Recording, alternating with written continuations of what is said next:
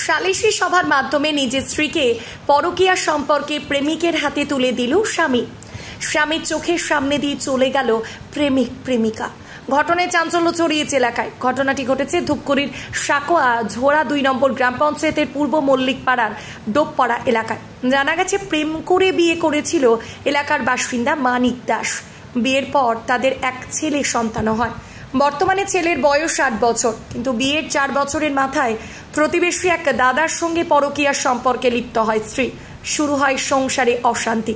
এ নিয়ে মাঝে মধ্যেই সালিশি সভাও হয়েছে বেশ কয়েকবার, এমনকি ঘটনা আদালত পর্যন্ত গড়ায়। কিন্তু এর পরেও স্ত্রীকে ধরে রাখতে পারেনি স্বামী। স্বামীকে ফাঁকি দিয়ে প্রায় দিনে প্রেমিক ভাসুর অবিবাহিত বাপি দাসের সঙ্গে দেখা করত স্ত্রী। এছাড়াও ফোন আলাপ, মেসেজ ইত্যাদির মাধ্যমে চলত তাদের পরকীয়া প্রেম। এদিকে স্বামী মানিক দাস স্ত্রীকে হাতে নাতে ধরার জন্য তককে তককে থাকত। বৃহস্পতিবার সন্ধ্যায় এই সুযোগ এসে যায় মানিকের হাতে। এদিন তিনি সন্ধ্যা নাগাদ হাতে নাতে ধরে ফেলেন স্ত্রীর পরকীয়ার ঘটনা। তার চিৎকারে ছুটে আসে এলাকাবাসীরা। রাতে আটকে রাখা হয় প্রেমিক প্রেমিকাকে। এরপর রাত পোহালে শুক্রবার এলাকাবাসী এবং গ্রাম পঞ্চায়েতের উপস্থিতিতে সকালে বসে সালিশি সভায় পরকীয়া সম্পর্কের প্রেমিক প্রেমিকা বিয়ে করতে রাজি হলে স্বামী সদিচ্ছায় স্ত্রীকে তার প্রেমিকের হাতে তুলে দেয়।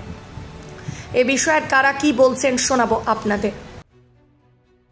বিবাহিত স্বামী ছেড়ে আরেকজনের কাছে কেন যাচ্ছেন? কেন যাচ্ছে, যা ভাত কাপড় দেয় না, তো শরীরের কিছু হলে চিকিৎসাপাতি করে না, বাধ্য তো এখন যাইতে হচ্ছে। তা আজকে কি হয়েছিল? আজকে কালকের ঘটনা হয়েছে। কি হয়েছিল? ওই যে কালকে ও আজকে কেরালা যাওয়ার কথা ছিল, তো বলছি দেখা করার জন্য। তো ও ওইখানে গেছে, আমি যাইনি, মানে যাওয়ার সময় দেখছে। আপনাদের কতদিনের সম্পর্ক এর সঙ্গে? 4 বছর। 4 বছর থেকে। আপনার ছেলে মেয়ে কয়জন? একটাই ছেলে। তো এখন আপনি ওর সঙ্গে চলে যাচ্ছেন? সঙ্গে চলে যাচ্ছে। আপনার নাম?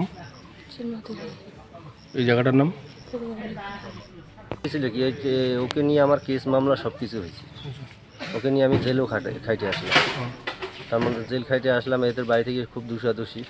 ও প্রায় আমাকে বলে কম বেশি যোগাযোগ আছে, তো যোগাযোগ আছে। কালকে মনে করো ওর এইখানে মনে করো দেখা হয়েছে, হ্যাঁ না, দেখা হয় নাই। ও আসতে, আমি বলছি কালকে কেরালা চলে যাবো, এদিকে এই থেকে আমি কয়া বলে চলে যাবো। বাস ওরা বলে করলো, বাস হয়ে গেল। 10-20 মিলিয়ে বলছে নিতে হবে নিয়ে চলে যাবো। এখন নতুন করে সংসার নিবো আর কি করবো। তোমাকে আগে বিয়ে করছো? আমি বিয়ে করিনি। বিয়ে করিনি? আমি ছেলে আছি। তোমার নাম কি? আমার নাম বাপি দাস। বাড়ি কোথায়? বাড়ি এই জায়গাটার নাম কি? তেঁতুলতলা। তখন ওখানে ওনাকে কি মানে সরকারি ইয়েভাবে বিয়ে করবেন? সরকারি ইয়েভাবে বিয়ে করে আমার কেস তো চলছে উপরে। আচ্ছা। তো কালকে যখন কেস উঠাতে যাবে তখন উকিল কি বলে ওইটা ইয়ে করে তারপরে ইয়ে করবে। দিনের থেকে ওদের অবৈধ সম্পর্ক আছে। আচ্ছা। 3 বছর হইল, মানে 21 সালের ঘটনা।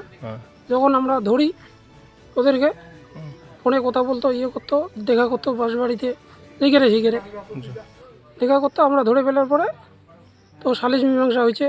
তার হওয়ার পরে ছেলেটার নামে কেস হয়েছে। তবুও এই কেস চলাকালীনও ইদানিংও ওরা এই সম্পর্ক রাখতেইছে গোপনভাবে। মোবাইলে কথা বলে, ওদের ফেসবুকে যে কথা বলে, ফেসবুকে ইয়ে পাঠায় কি ওগুলো সব আমার কাছে আছে, অসুবিধা নাই। এই জোগাড় করে ধরার পরে আমি অনেক কয়েকদিন থেকে ফলো করি। আমি একা মানুষ, এইখানে তো বাড়ি তো পাতলা। ফলো করতে করতে কালকে আমি নিজের হাতে নাতে রাত্রিবেলা ধরে ফেলছি। আমাকে দেখে ছেলেটা দৌড়াচ্ছে, আমি অল্পের জন্য ওকে মানে ধরতে পারিনি।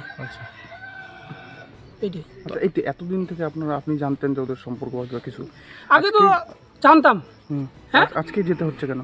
আজকে এটা হচ্ছে কালকে ধরে ফেলার পরে আমি তো ধরার জন্য কয়েকদিন থেকে অপেক্ষা করতেছি, কোন দিন ধরতে পারি। ওদের গোপন সময় যে দেখা করে ওইটাই আমি সঠিক সময় ধরতে পারি না। কালকে হাতে নাতে আমি ধরে ফেলছি ওদেরকে। আপনি কি তাহলে সহজে আপনার স্ত্রীকে ওর হাতে তুলে দিচ্ছেন নাকি? হ্যাঁ, তাহলে ওরা যদি আমার সঙ্গে যদি সম্পর্ক ভালো না রাখে বা সম্পর্ক না রাখতে চায়, ওরা যদি ওই দিকেই সুখে থাকে তাহলে আমার কোনো আপত্তি নেই। ওর সঙ্গে যদি সম্পর্ক রেখে যদি সুখে শান্তিতে থাকে আমার কোনো আপত্তি নেই। আপনার ছেলে মেয়ে আছে? আমার ছেলে একজন আছে। বাচ্চাটা কার পক্ষে থাকবে? বাচ্চাটা এখন আমার পক্ষেই থাকবে, নাহলে ও দাদুর বাড়িতে, ও দাদুরা যদি মানে ইয়ে করে, এতদিন তো দাদুর বাড়িতেই থাকে, যদি রাখে থাকবে, আর যদি না রাখে তাহলে আমার এখানে থাকবে, আমার কোনো আপত্তি নেই। কেন আমার বাচ্চা, কত বছর বাচ্চা? বাচ্চা 8.5 বছর বয়স। কী নাম আপনার? আমার নাম মানিক দেবদাস।